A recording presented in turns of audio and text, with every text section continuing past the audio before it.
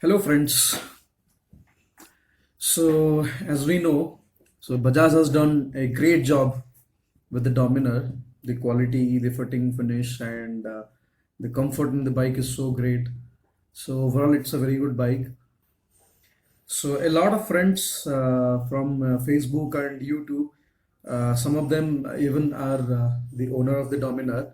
So they asked me to do this video. So to highlight the negative points or not so good points about this bike. So that's the reason I'm just creating this video. So I'm in no way demotivating the brand or anyone in this video. Just wanted to highlight these points so that Bajaj can take care of these small things and improve the bike to a better extent in the near future. So please do subscribe to my channel if you have not yet subscribed. So kindly subscribe to the channel. So that's all, my friends. Let's go ahead with the video. Thank you. So basically, I have made a list of the problems that I have that I feel Bajaj should take care of. So the very first thing which I noticed for me is a negative point is this cable. Do you see this cable? This is somewhere out of the margin. If you see, this is somewhere outside. So, and this is the ABS wire. Bajaj could have done something that this cable should have been somewhere inside or somewhere through this side. So now what is the problem? The moment you are taking a turn, if something gets stuck here, it's gone. The wire is gone. So then I'll come to the display panel. So basically the display panel, Bajaj has made a great job. If you see, the quality of display is absolutely nice. I mean, it's a reverse, what you call LCD display or something that they call. So basically the display panel is good, but during daylight, when the sun is at the top, it's very difficult to read this display panel. So that's one problem. So anyway, that's not such a big problem. Bajaj should have added little bit more information in this display panel. So basically they could have added a distance to empty meter and a gear indicator and certain things like small things. If you see the Duke 390 or 200, they have got a lot of information in the display. So they could have borrowed the display settings from Duke. So that would have really helped. Let's come to the gears. The moment I start the bike and put the gear, I get a thud sound. Thud. The moment I go to the first gear, the moment I do this, I get a thud sound. I don't know what that thing is. I don't get any problem with the performance though, but that third sound is little annoying. I think Bajaj has to take care of it, and I am sure a lot of other bikes also have the same problem. Vibrations, yes. So the moment I got this bike, what happened for first 30-40 kilometers, speed 30-40, when you are riding at 30 or 40 speed, you don't get any vibrations. The moment you are at RPMs like 4 to 4,500 or 5,000, you slightly get these vibrations on the handlebar, on the tank, as well as the seat. Okay, so I don't know for what reason that was happening, and it was very irritating, because since I am riding a Honda CBR, and Honda engines are known to be smoother engines. Okay, so they are known for that smooth engine, and definitely the engines are very much smoother. So the moment I rode this bike, I felt like it's going to, my hands are going to get numb after some time. So I had been on that trip, this breakfast ride with my other Dominar friends to Adigas. It was about like 60 kilometers ride, and by that time when I was returning home, I was actually feeling that my hand was getting numb. So that was one problem. But luckily, after the first servicing, the vibrations has reduced to a greater extent, and the service guys say that after a couple of kilometers, even it will reduce to zero. So let's see, let's observe. So now I think I'm getting only 30-40% of the vibration which I used to get. Paint quality, honestly I didn't like the paint quality at all, because this tank, if you have seen, I have already done a coating, like a paint protection film on this tank. Why I did that, the reason was that on the second day itself I saw there were like hairline scratches on the tank. So I'm not so happy with the paint quality. Maybe Bajaj has to work on that. So I don't know how they have done, but the paint quality is not so great, which I didn't actually like it. So that's one thing. Coming to the controls, okay, so Bajaj actually calls this as a power cruiser or a tourer or something of that sort. Okay, so that means this bike is mostly meant for like highways. Obviously we can take it in the city also. So one thing I missed with this bike was a hazard light. So basically, if you are riding a cruiser or a tourer, it should have a hazard light. That's what I feel, because on the highway, a lot of time you need that. Okay, you need that. I understand that's not there in the CBR, but at least I was expecting this in the Bajaj. I mean, this bike, because this is meant to be. I mean, this bike is for cruising. This bike is for touring and all that. So hazard lights is one thing that is missing, and I don't think it was going to cost so high for them to put a hazard light.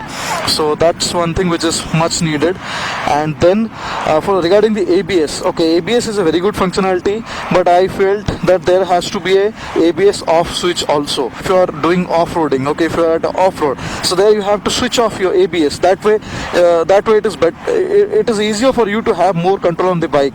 So that way at least they could have given a ABS switch off button, and I think that's already there in Duke 390. If I'm not wrong, I think there is a ABS off switch in Duke 390. So that also Bajaj should have given over here. Mirrors. So coming to the mirrors, so mirrors are very nice. The visibility is good, but problem is that when you wear a jacket and ride this bike, so almost like half of the mirror is covered with your arms, like jacket arms. Okay, you only see this much part. So I think we have to put some kind of extenders, mirror extenders or something, or the mirror would have been little bit wider.